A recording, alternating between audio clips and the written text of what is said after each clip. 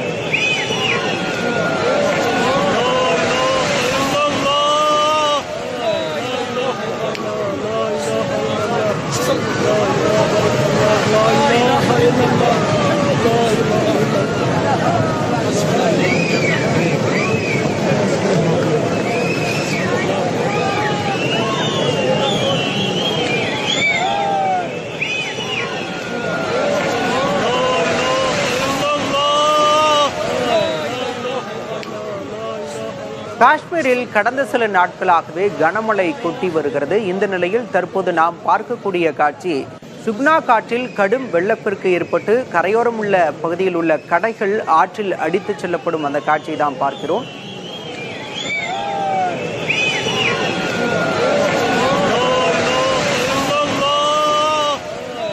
தமிழ்நாட்டுல எல்லாமே சேஞ்ச் ஆயிடுச்சு. உங்க நகையையும் சேஞ்ச் பண்ணுங்க. உங்க பழைய நகைக்கு கிராமுக்கு 150 ரூபாய் கூடுதலா வாங்கி புது நகை எடுத்துக்கோங்க. அதே கம்மி சேதாரம் தான் உங்க லலிதால மட்டும்தான்.